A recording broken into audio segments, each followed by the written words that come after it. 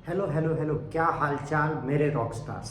तो आपको पता ही है कि आ चुका है आपका सिलेबस। जी हाँ, for ICSE the syllabus has been launch the given. सारे बोर्ड्स का ऑलमोस्ट टाइम टेबल आ चुका था।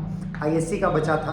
आप सोच रहे होंगे कि सर सबने वीडियो बना दिया, सबने हमें बता दिया, बट हम प्लान कर रहे थे कि आपको किस तरीके से पढ़ाई करनी है। आपको चाहिए एक perfect strategy for your exams, और अभी अगर आपने स्टार्ट नहीं किया तो बहुत देर हो जाएगी बच्चों। तो पहले आइए टाइम टेबल जानते हैं और फिर उसके हिसाब से प्लानिंग आपको बताते हैं, तो वीडियो के अंत तक बने रहिएगा। तो अगर हम स्टार्ट करते हैं तो सबसे पहला पेपर जो है आपका बेटा फरवरी 17 से स्टार्ट है। आपको ये भी पता है कि एक्सपेक्टेड डेट शीट भी यही बताई गई थी।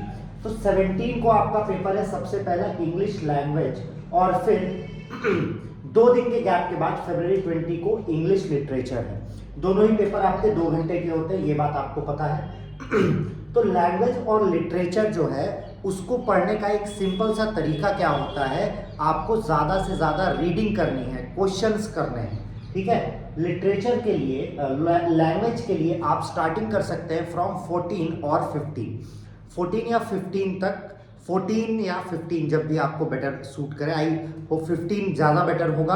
तो 15 से आप स्टार्ट कर सकते हैं। इंग्लिश लैंग्वेज के PYQs, वर्कबुक्स जो भी आपके पास है वो आप स्टार्ट कर सकते हैं। फिर उसके बाद 17 आप एग्ज़ाम दे के आएंगे। हम मानते हैं कि आप थके होंगे, पर अगर आप थके नहीं होंगे तो आप 17 से स्टार्ट कर सकते हैं। ऐसे आपके पास 3 दिन हो जाएंगे, 17, 18 एंड 19। 17 को आप स्टोरीज कर सकते हैं, 18 को आप सॉरी 17 को आप स्टोरीज कर सकते हैं, 18 को आप पोएम्स कर सकते हैं, एंड 19 आप कर सकते हैं अपना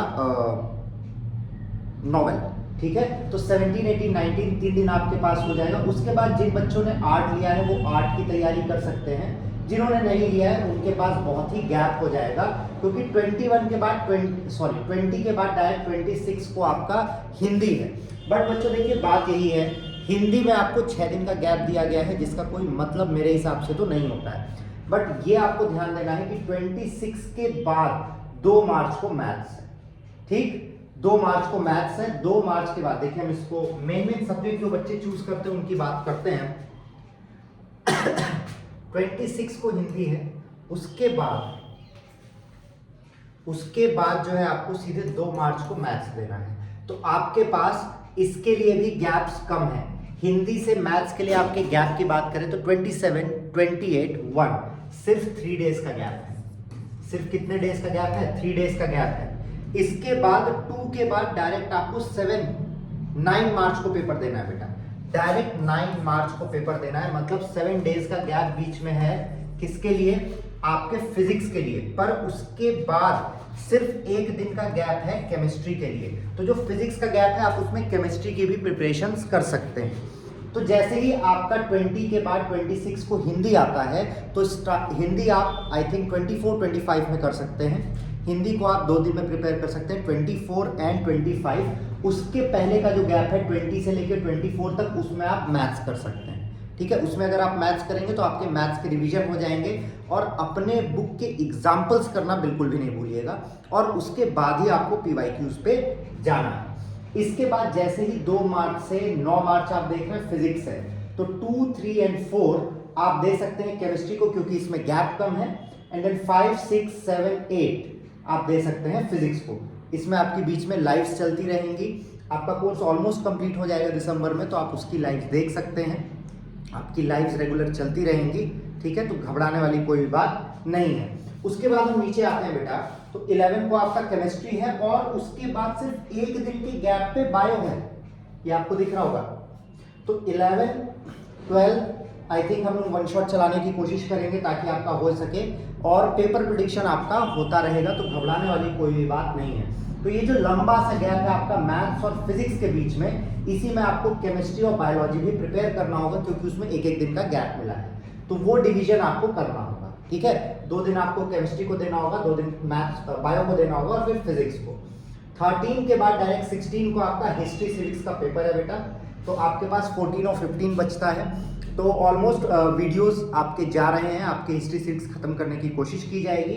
तो आप ये वाला काम भी कर सकते हैं। 16 के बाद सिर्फ 1 दिन के गैप में आपका ज्योग्राफी है, 18 मार्च को आप देख सकते हैं कि 18 मार्च को आपका ज्योग्राफी है, तो वो भी आपका गैप कम मिला है। इनिशियली आपको गैप्स ज़्यादा मिल रहे हैं और बीच में गैप कम मिले, इसका मतलब ये सब आपको पहले से प्रिपेयर करके रखना होगा, बीच में आपको रिवीजन टाइम खाली मिल पाएगा।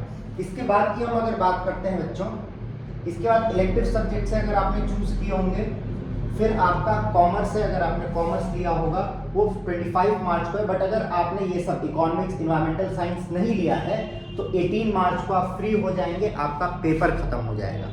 अब देखिए, अब बात आती है प्लानिंग की कि आखिर आपको पढ़ना कैसे है। तो बच्चों सबसे पहला काम आपको क्या करना है, आपको दिसंबर एंड तक पूरा कोर्स खत्म कर देना है, ठीक है, क्योंकि आपके पास बीच में गैप नहीं है।